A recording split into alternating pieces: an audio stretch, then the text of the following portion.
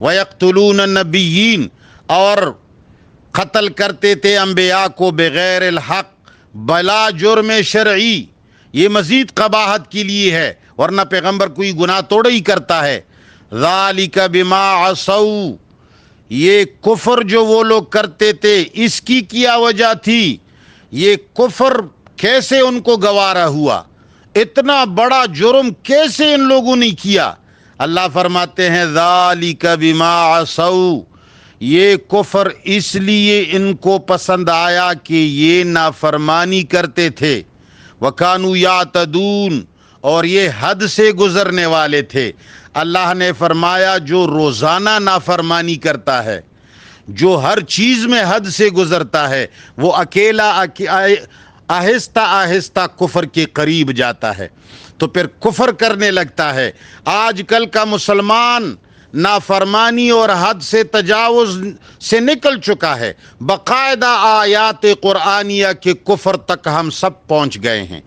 ہم ایک کونسلر کے سامنے سر جھکاتے ہیں، ایک ایس ایچ او اور محرر کے سامنے سر جھکاتے ہیں، اللہ کی قسم ہم اللہ کی آیتوں کے سامنے سر نہیں جھکاتے۔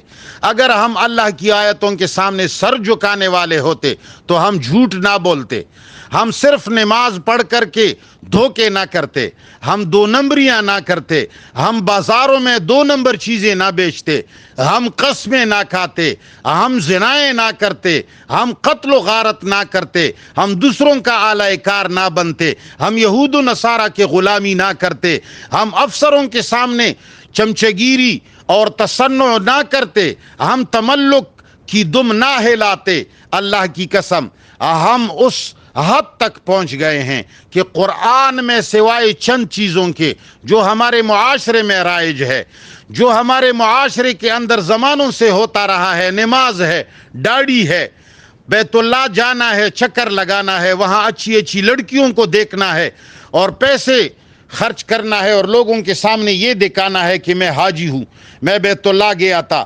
وہاں مولویوں نے ہمیں جھوٹ بتایا ہے کہ ہم جب وہاں جاتے ہیں سارے گناہ دھل جاتے ہیں، بس ہم یہاں کرتے ہیں وہاں جاتے ہیں دھل جاتے ہیں۔ یہ ایسی گپ شپ ہے۔ ایک گپ شپ تک ہم کیوں پہنچے؟ ہم اللہ کی آیتوں کے ساتھ انکار کرتے ہیں۔ ہم سب مسلمان قرآن کے منکر ہیں، ہم قرآن کو نہیں مانتے۔ چند رسومات کا نام ہم نے اسلام رکھا ہے، اور یہ جو غضبیں اور جو پست ہمتیاں اور جو وَضُرِبَتْ عَلَيْهِمُ الذِّلَّةُ وَالْمَسْكَنَةُ اللہ نے یہود پر ڈال دیا تھا، وہی ذلت اور مسکنت کے ہم مستحق ہو گئے ہیں، وہ آج ہماری اوپر مسلط ہے۔ آج غزہ میں ہم مارے جا رہے ہیں، آج کشمیر میں ہمیں لوٹا جا رہا ہے، آج برما کے اندر ہمارے مسلمانوں کو تباہ کیا جا رہا ہے، خیبر پختونخوا میں ہمارے مسلمانوں کی اوپر ڈرون اٹیکس ہو رہے ہیں، یہاں ہماری اوپر بمباریاں ہوتی ہیں، اور 40 سال ہمارے اوپر افغانستان کے اندر بمباریاں ہوئیں۔ تم بتاؤ کون سا وہ عذاب ہے جو یہودیوں پر اللہ نے مسلط کیا تھا آج کے مسلمانوں پر مسلط نہیں ہے؟ جو گناہ اور کفر یہود کرتے تھے اس میں ہم ان سے آگے ہیں، جو غلامی یہود فرعون کا کرتے تھے اس غلامی میں ہم ان سے آگے ہیں، جو تورات اور زبور سے جو انکار رسالت مآب کا یہود نے کیا تھا اس سے زیادہ اس قرآن کے اندر آیتوں سے ہم انکار کرتے ہیں۔ تو پھر کیسے وہی یہودیوں کے عذاب ہماری اوپر نہیں آئیں گے؟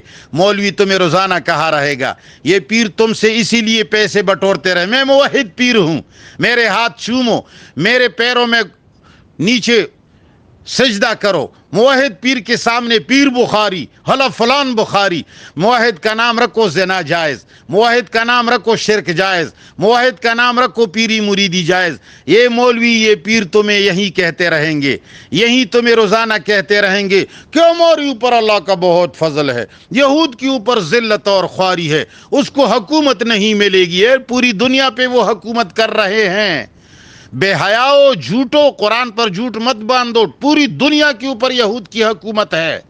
برطانیہ اور امریکہ بھی ان کے نیچے ہے، اور تم تو امریکہ کے نیچے ہو، تم تو اس کی نیچے سے نیچے ہو، مولویوں کے دھوکے سے دھوکہ کھا رہے ہو، اور تمہیں کہا ہوا ہے تمہاری اوپر رحمت ہے اور ان کی اوپر نہیں۔ وہ تمام ذلتیں، وہ تمام عذابیں جو یہود پر مسلط تھیں، نصارہ پر مسلط تھی، ان کی کرتوتوں کی وجہ سے وہ کرتوت آج تمہارے اندر کامل درجے میں موجود ہے۔ وہ عذاب بھی تمہاری اوپر آئے گا اور آیا ہوا ہے، اور تم اس کے اندر گھرے رہو گے جب تک قرآن کو ہاتھ میں نہیں لوگے، ساری کتابوں کو اس قرآن کے نیچے نہیں لاؤ گے، سارے پیروں اور مولیوں کو لات مار کر کے قرآن کو سینے سے نہیں لگاؤ گے، رب کے ساتھ عشق نہیں کرو گے، اس کی آیتوں کے اوپر سر نہیں جھکاؤ گے، اللہ کی قسم یہ ذلت اور خواری تمہاری مقدر رہے گی۔